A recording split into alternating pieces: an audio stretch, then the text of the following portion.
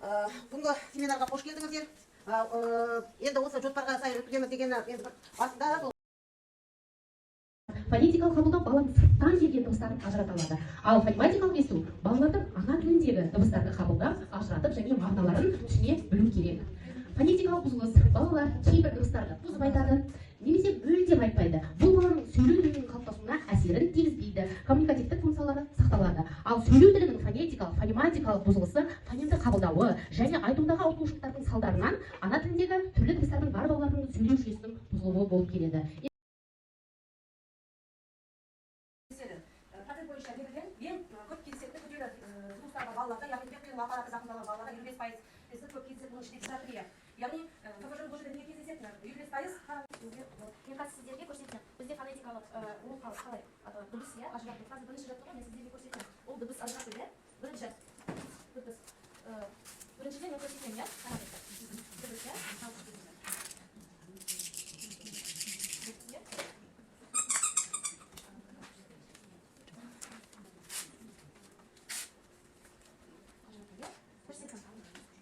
Көрдіңіз иә?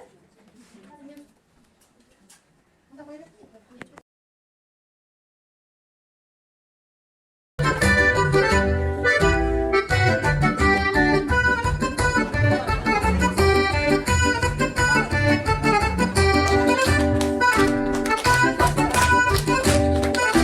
оң жақ, сол жақ, үміт, орта.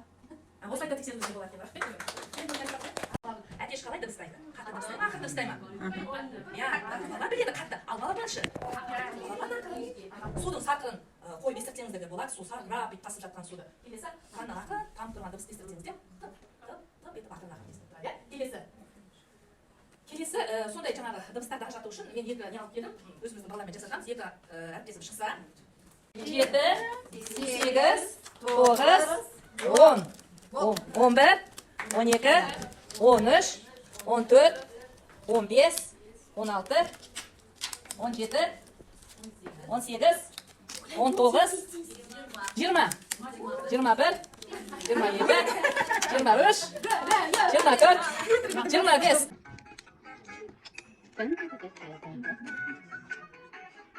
Мы жұмыс істеп жатыр, иә? Иә.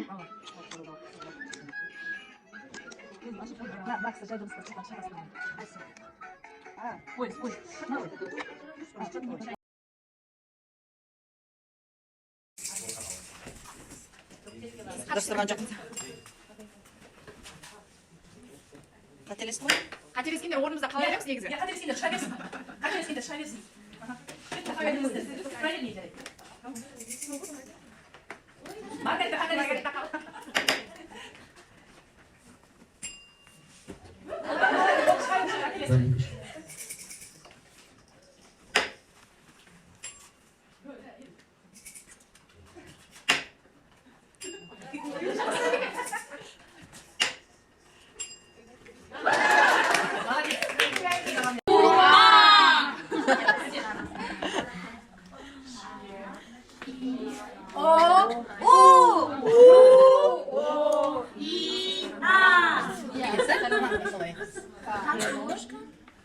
Карават, кызана, пияз, кызана, капуста, Картоп.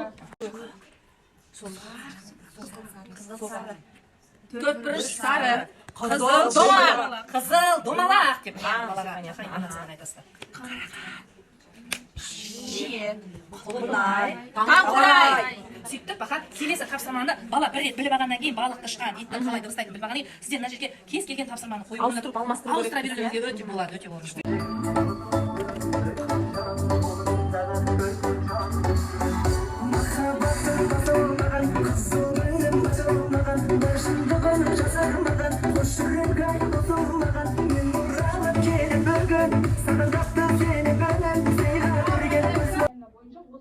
Фонетика, фонематикалық бұзылыс дегенге анықтама беріп өтейін. Ол қабылдау түйсігі мен дыбыстарды айтуындағы ақаулықтардың салдарынан болған сөйлеу тілінің әртүрлі бұзылыстағы балалардың ана тіліндегі дыбыстардың айту жүйесінде қалыптасу барысының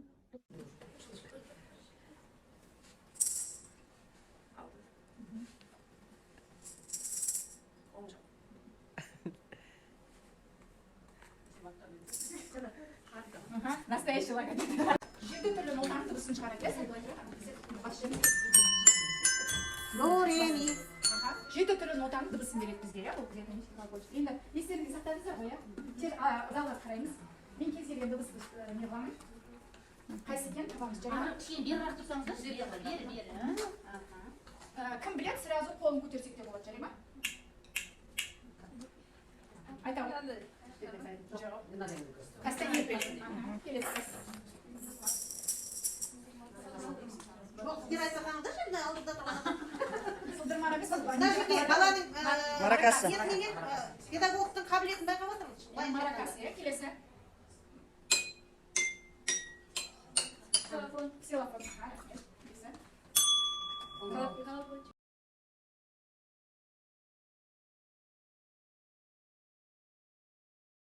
Пен қарқында реттеу. Нұсқаулық, музыка мен түрлі заттар қолдану арқылы логопедке ілесіп қайталау. Құрал жабдықтарымыз ағаш, металл қасықтар, ақпарат және қалуына. Яғни мен қазір бірінші ағаш қасықпен, ұлттық құндылық деп айтып жатыр ғой, осыны кіргізгендерге осы жерге Стапайдың кеңесімен ұлттық құндылық ағаш қасықпа кейіннен қазір бір не болады, ритмика болады, екінші темір қасықпен ритмика болады, үшінші ақпаратпен ритмика болады.